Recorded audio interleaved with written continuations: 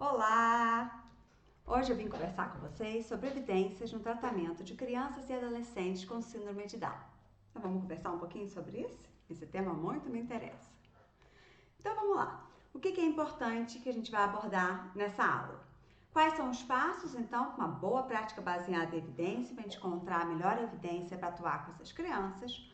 Quais os componentes da classificação internacional de funcionalidade que a gente tem em intervenções com evidências em crianças e adolescentes com síndrome de Down? E quais são as principais evidências na literatura científica para a gente poder intervir com essas crianças? Então, você sabe, o que é prática baseada em evidência? Vamos defini-la nessa aula. Quais são os passos necessários, então, para uma boa busca da literatura? Quais os componentes da CIF que temos em intervenções com evidências para crianças e adolescentes com síndrome de Down? Quais os objetivos terapêuticos para o domínio de atividade e participação de crianças e adolescentes com síndrome de Down? Quais objetivos terapêuticos que a gente tem, então, evidência no domínio de funções corporais para crianças e adolescentes com síndrome de Down? Quais evidências sobre o uso de órteses, que é uma grande questão que a gente discute muito em crianças com síndrome de Down, e que existem evidências que a gente deve continuar no tratamento fisioterapêutico de crianças com síndrome de Down a partir dos 5 anos de idade até a adolescência? Então vamos lá? Vamos ver o que a gente pode conversar um pouquinho sobre esse tema. Bem, então primeiramente, antes de a gente começar qualquer intervenção clínica, a gente tem que perguntar algumas questões básicas para a tomada de decisão clínica. Quem é o nosso cliente? Quem precisa de intervenção e por quê?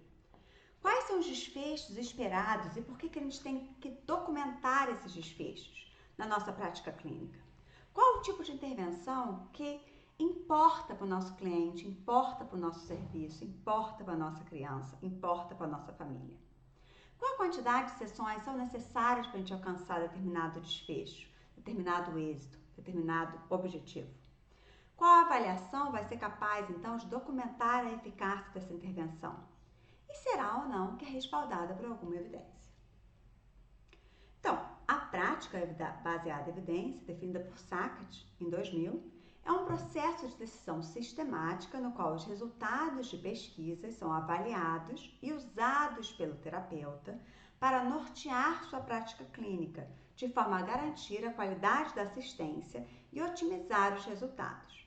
Ela envolve a integração entre a melhor evidência científica com a experiência clínica do terapeuta, considerando então o contexto e as experiências individuais da criança ou a sua e da sua família.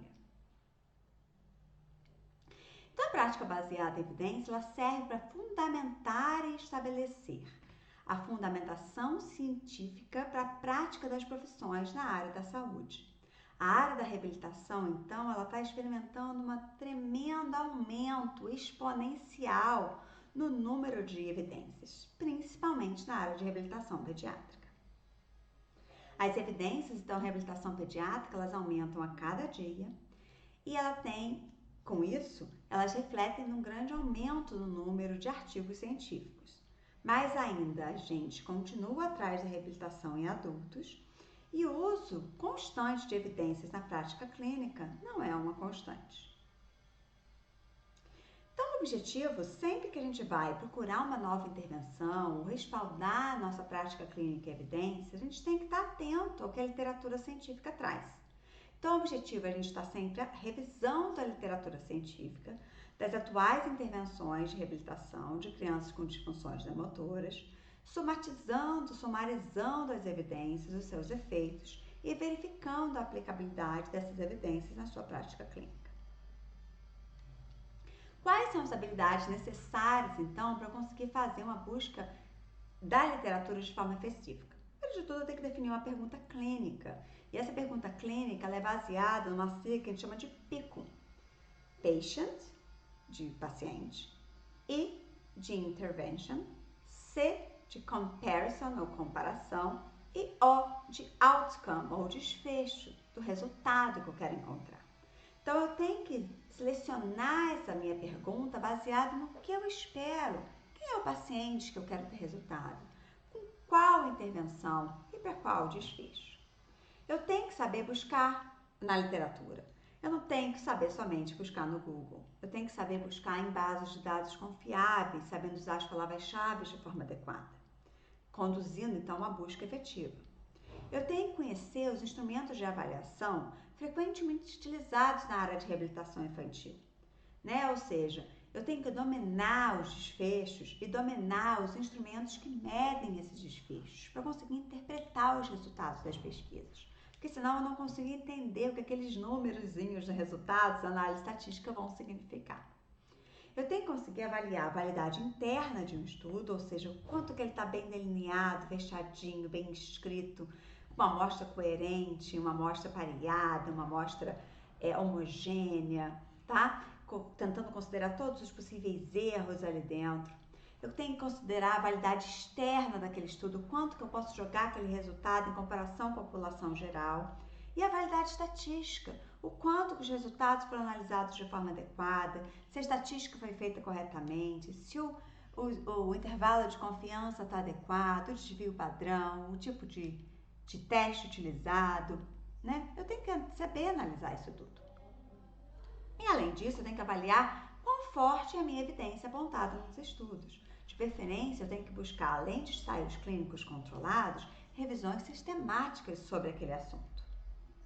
Então, quais sites de busca que hoje eu posso contar na área da saúde? O Cochrane Library, onde eu já encontro às vezes diversas revisões sistemáticas e práticas clínicas sistematizadas na área da saúde. O Medline, que é o nosso favorito, né, o PubMed. O Lilacs, que vai concentrar a literatura latino-americana. O Cielo, né, que também vai concentrar bastante literatura, principalmente da nossa região. O Embase, o Sinal, que vai trazer mais literatura ligada à enfermagem e à psicologia. O Pedro, que vai sistematizar e já analisar criticamente a literatura, principalmente de fisioterapia.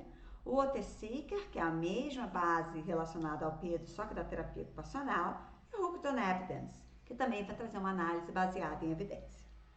Então, focando na criança com síndrome de Down, vamos fazer uma busca relacionada então a Down Syndrome, que é a síndrome de Down, and Children, e crianças, and Intervention, e intervenções, ou fisioterapia, or physical therapy, e termos associados. Então, vamos lá. E a revisão sistemática, que às vezes é um foco grande da minha busca da literatura, ela já me disponibiliza um resumo das evidências que estão relacionadas a uma estratégia de intervenção específica, mediante a aplicação de métodos específicos, explícitos e sistematizados de busca, apreciação crítica e síntese da informação selecionada. Ela é útil para a gente poder integrar as informações de um conjunto de estudos realizados separadamente sobre determinada intervenção ou terapêutica, que podem apresentar resultados conflitantes e ou coincidentes, bem como identificar temas que necessitam de evidência, auxiliando na orientação para investigações futuras. Então, a revisão sistemática me traz uma riqueza imensa de dados, principalmente quando ela já vem com uma meta-análise junto, porque ela já faz uma análise completa estatística do que eu tenho de relevante na literatura e o que precisa ser ainda estudado. Então, a prática baseada em evidência, ela permite que eu tome a minha decisão clínica baseada em as evidências disponíveis na literatura, de acordo com a qualidade metodológica dos artigos, a minha experiência clínica e valorizando a necessidade e as preferências do meu cliente. Então, eu também tenho que considerar o tipo e a evidência de um estudo. Ou seja, desde o seu alto topo da hierarquia, que vão ser as revisões sistemáticas e as meta-análises, que eu tenho lá a 1A, até as opiniões de especialistas, que estão lá embaixo, na base da pirâmide, que é o nível 5, tá? E eu tenho aqui no meio do caminho o Zeca, com grande amostras, baixo intervalo de confiança, as revisões sistemáticas de estudos de coorte, os ensaios clínicos com menor N, as revisões temáticas de caso-controle, estudos de tipo caso-controle, as séries de casos, estudos casos experimentais, até chegar aos estudos de especialistas. Bem, então, olhando minha criança com síndrome de Down, de acordo com a CIF, mais uma vez eu posso ter efeitos de intervenção na estrutura e função do corpo, na atividade e na participação, tá? Além de fatores ambientais e fatores pessoais. Tá? Então, se a gente pensar em todo o contexto dessa criança, eu tenho disfunções que vão acometer na estrutura e função do corpo, as funções mentais, a força muscular, o tônus, a postura, o equilíbrio e a flexibilidade dessa criança. Na atividade, eu tenho desfechos que vão, então, principalmente focar no correr, no andar, nas escadas, no levantar, no agachar, nas AVTs, no saltar e nas atividades manuais. Na participação, essa criança vai ter prejuízo no seu lazer, na participação na escola, na família e na vida social.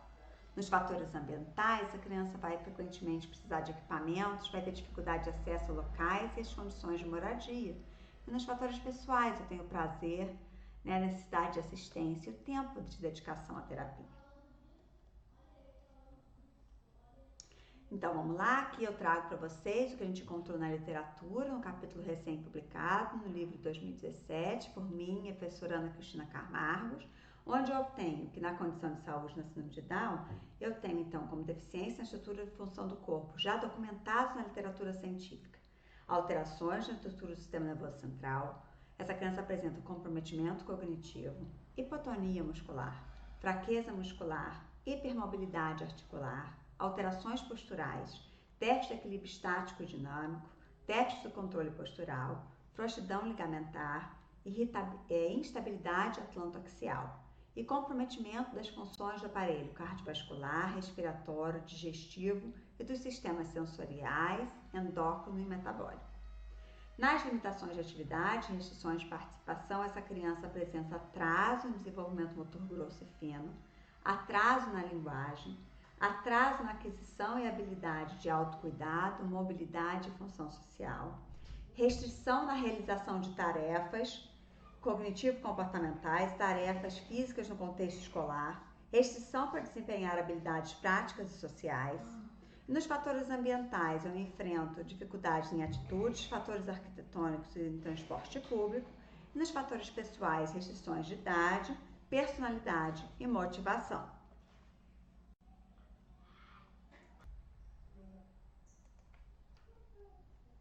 Então, nos objetivos de tratamento, considerando os domínios da CIF, a gente tem para atividade e participação, adquirir habilidades motoras grossas e finas, adquirir a marcha independente na idade esperada, diminuir o atraso na aquisição de habilidades funcionais de autocuidado, mobilidade e função social, melhorar a realização de tarefas físicas no contexto escolar e diminuir as dificuldades para desempenhar habilidades práticas e sociais.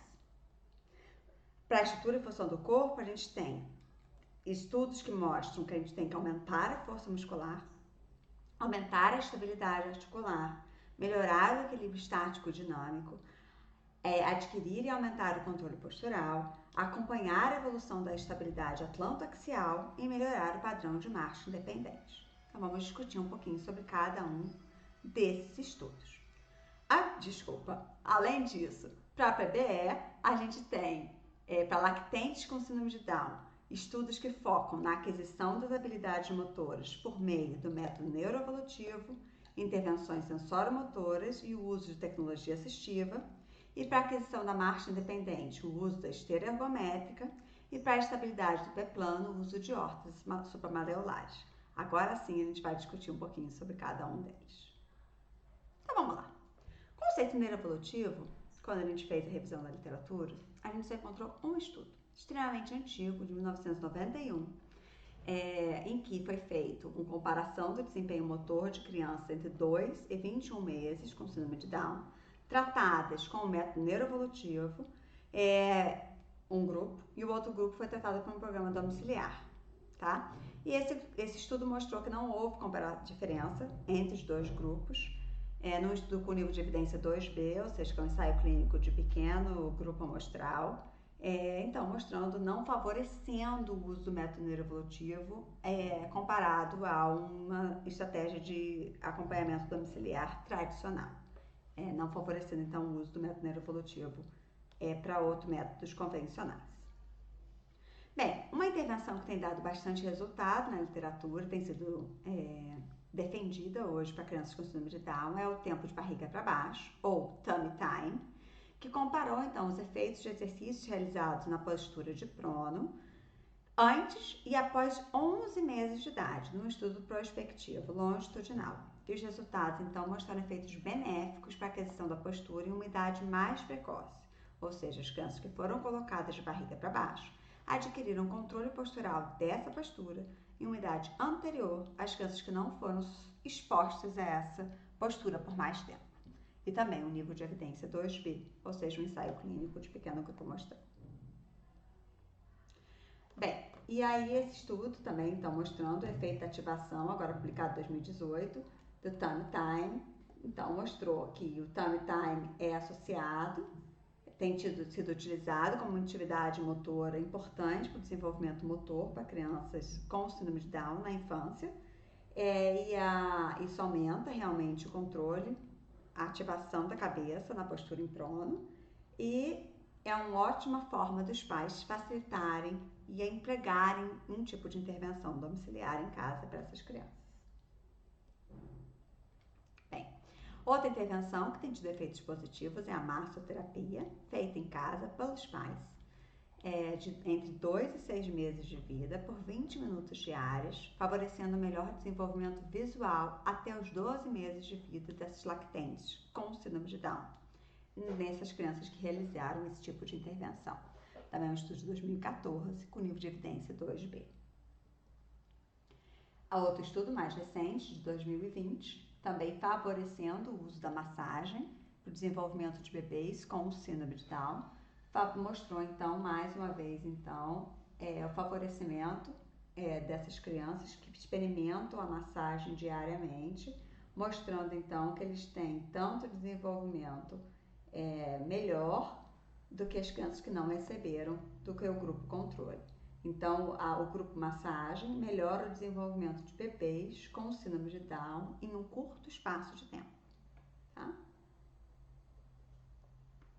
Bem, outra intervenção muito difundida em crianças com síndrome de Down é o treino locomotor na esteira.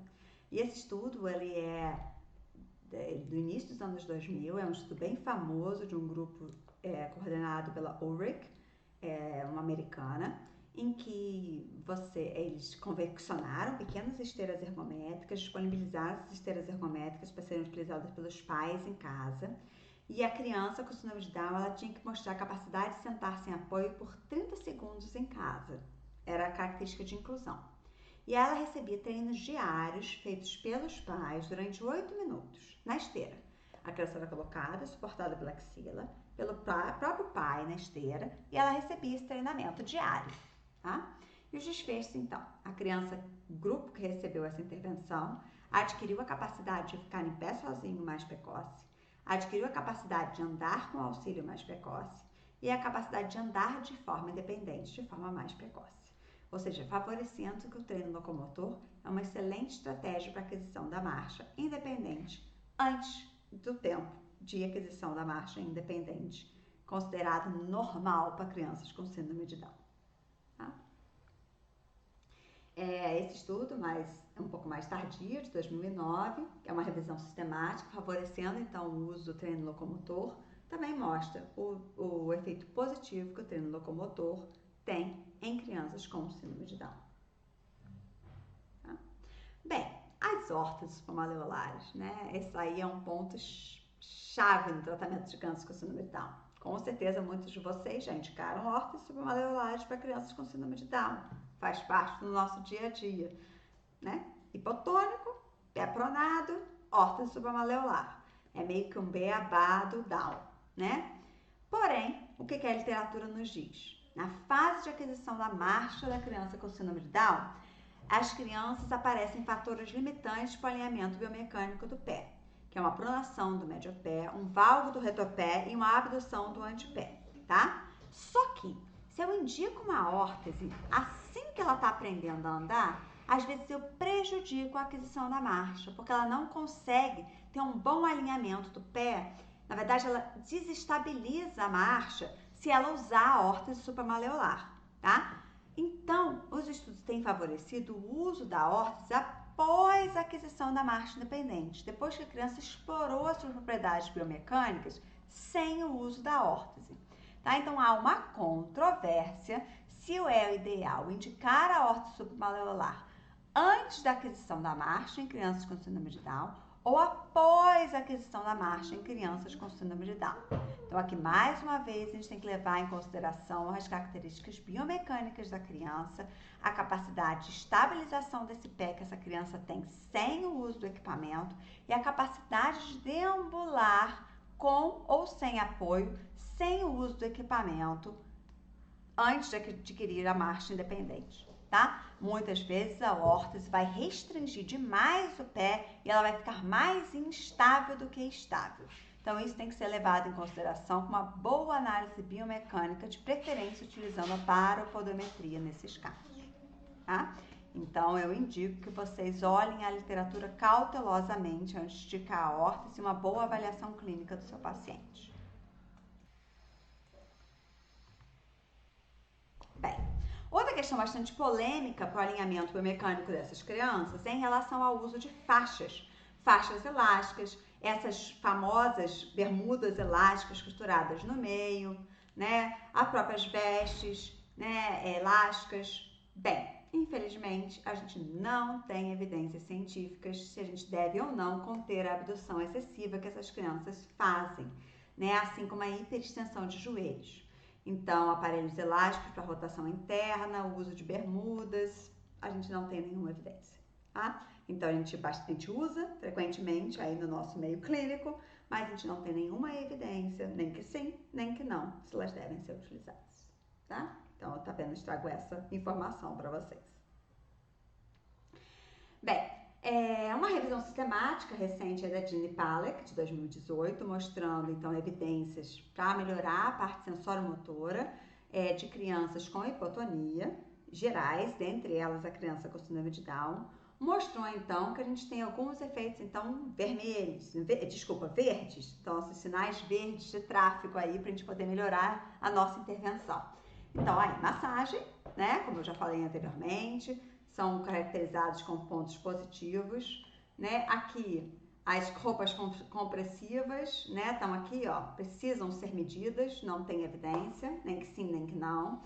As intervenções motoras ainda também precisam ser medidas mais, ainda não tem evidência positiva nem que sim, nem que não, tá? As órteses, tá? Então tem algumas evidências de que a gente tem que utilizar para melhorar o alinhamento, ainda não tem certeza se melhora a função motora grossa e a gente não deve usar o tempo todo antes da marcha independente, né? Conforme eu disse para vocês antes, às vezes a gente vai promover mais instabilidade do que estabilidade, tá? Então fiquem atentos em relação às evidências, tá? Em relação à mobilidade e dispositivos de posicionamento, a gente tem ainda que melhorar as evidências nesse quesito. Em relação ao uso de esteiras ergométricas, a gente tem que usar para melhorar a idade de aquisição da marcha e a marcha para crianças com síndrome de Down, e não há ainda evidência se melhora a função motora grossa em crianças que têm atraso em desenvolvimento e que são hipotônicas. Tá? E na parte sensório-motora também ainda não tem evidências o quanto que as intervenções auxiliam nesses sentidos. Bem, outro ponto bastante polêmico nas intervenções na síndrome de Down é a ecoterapia.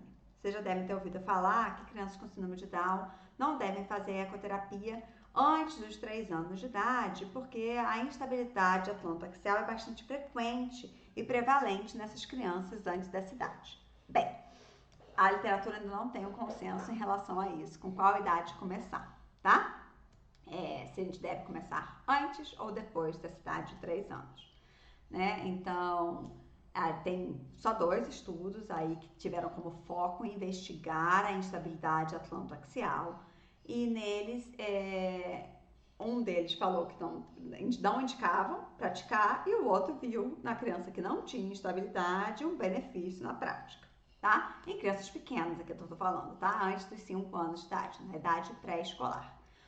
Depois estudos com crianças maiores de 5 anos, a gente tem mais, mostrando vários outros benefícios, tá bom?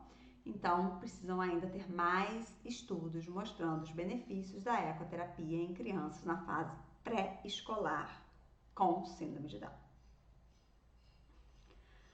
Bem, agora a gente começa com as crianças maiores. Bem, Eu não sei se é a realidade do serviço de vocês, é uma realidade dos nossos serviços aqui em Minas Gerais. A maioria das crianças com síndrome de Down tem alta quando começa a andar, né? E ficam abandonadas aí né? Da assistência fisioterapêutica, né? Elas são encaminhadas para a escola, muitas vezes para esportes, e se perdem nesse acompanhamento fisioterapêutico. A literatura hoje aponta que elas não devem ser, né? Essas crianças têm 50% da força esperada de crianças com desenvolvimento típico, tá? Então, entre 5 a 18 anos. Ou seja, se nós hoje temos que nos preocupar com fortalecimento muscular para termos uma velhice mais adequada, imagina a preocupação de crianças com síndrome de Down, tá? E adolescentes. Então, elas têm que ser acompanhados frequentemente por profissional fisioterapeuta, né? E que eles devem realizar um treinamento muscular específico por esses pais, tá? Então, tem aí estudos mostrando a vantagem desses treinos. Então, treino muscular progressivo 3 vezes por semana, por no mínimo 6 semanas, com carga inicial de 5 a 60% da RM, ou 2 vezes de 10 repetições de músculos flexores, adutores e extensores de quadril, flexores e extensores de joelho, flexores plantares. Outros já mostrando 2 vezes de 12 repetições para membro superior, membro inferior e tronco, tá? Com nível de evidência 2B, ou seja, estudos considerados adequados na nossa área, mostram que estudos de fortalecimento muscular são adequados e seguros para melhorar o desempenho muscular de membros inferiores e ter também uma recreação para adolescentes com síndrome de Down, tá? Então, é um sonho aí a gente poder ver no futuro academias que integrem essas pessoas com síndrome de Down dentre seus pares, estejam aí integrados entre nós, que o profissional fisioterapeuta faça parte da equipe, fazendo treinos específicos para esse grupo, tá? Então, os efeitos do treinamento neuromuscular em crianças e adultos jovens com síndrome de Down mostra que, apesar do número limitado de estudos, mostra que ela é uma intervenção efetiva para esses jovens. Tá? Além disso, efeitos de exercícios de estabilidade de core, de tronco e de treinamento na esteira mostram melhora no equilíbrio, né? Mostrando os diversos benefícios para esses jovens aí a partir de 4, 6 anos, né? Ou seja, quando eles geralmente já estão abandonados pela fisioterapia. Outro benefício é o uso da vibração corporal, também para melhorar a força muscular e treino aeróbico, né? Então, permanecer de pé com cerca de 30 graus de flexão de joelho, contrair os músculos de membro inferior durante o tempo da ação, junto com a fisioterapia convencional, mostra então o aumento da força e do equilíbrio em crianças com síndrome de Down quando comparada à realização de um programa de fisioterapeuta isolado. E esse foi estudo de nível de evidência 1B, ou seja, extremamente alto para a nossa área. E o treino de equilíbrio tem diversos estudos mostrando aí evidências com atividades com bola, apoio unipodal, marcha tandem, marcha em superfícies instáveis, com uso de saltos, ecoterapia, né? Mostrando que o treino e equilíbrio em crianças e adolescentes com síndrome de Down, quando comparados ao grupo controle, tem então benefícios para esses desfechos, além de redução de quedas. E outra área que a gente não pode de jeito nenhum ficar desatento é com a parte cardiovascular dessas crianças e jovens com síndrome de Down. A gente sabe que muitos deles têm problemas cardiovasculares associados, então o acompanhamento desse desfecho é extremamente importante. Então, a importância dessa revisão aí foi de mostrar que programas desenvolvidos para melhorar o condicionamento cardiovascular entre jovens com síndrome de Down, apesar de terem apenas 4 estudos incluídos, mostrou que a gente deve interpretar com cautela e que ainda são necessários novos ensaios clínicos controlados para melhorar a atividade e participação social desses jovens, mas que a gente pode ter melhora, então, aí no consumo de oxigênio, na ventilação, do pico de ventilação por minuto, na carga de trabalho, no tempo de exaustão, né? Então, que a gente tem que ficar atento a esses desfechos com essa clientela. né? E assim, o nosso foco principal é o quê? Que essas crianças participem, né? A gente quer ver essas crianças incluídas na sociedade, participando ativamente de diversas questões no dia a dia, né? No judô, nos esportes. A gente tem aí hoje um atleta, né, que ganhou o primeiro triatlon recentemente. Então, a gente quer esses jovens totalmente adequados, participando ativamente da nossa sociedade, né? E para isso a gente precisa incluir eles em todos os nossos ambientes, participando de toda a nossa sociedade, né? E aí agora eu trouxe um vídeo de um jovem adulto, ele já está com 18 anos, aqui no vídeo ele tinha 15 ou 16, baterista, com síndrome de Down.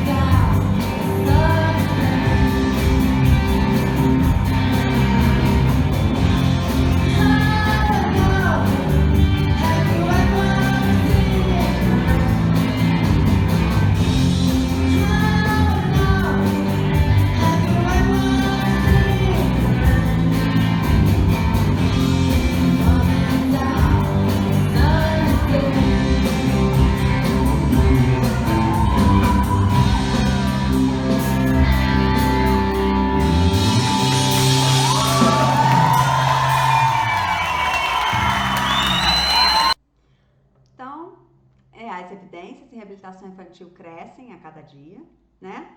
Ainda faltam mais evidências, ainda em participação, fatores ambientais e pessoais, mas a fisioterapia baseada em evidência na área infantil já é uma realidade. Então, o futuro é promissor, né? Então, baseiem a prática clínica de vocês em evidências, façam a diferença no serviço de vocês, mostrem que vocês são profissionais diferentes. Recomendo que vocês leiam o livro Fisioterapia em Pediatria, da Evidência Prática Clínica, da meus amigos, né? Ana Cristina Rezende Camargos, Hércules Ribeiro Leite, Rosane Moraes, Vanessa Lima, né? E o capítulo sobre síndrome de Down traz muitas informações que eu trouxe aqui. Obrigada, estou à disposição.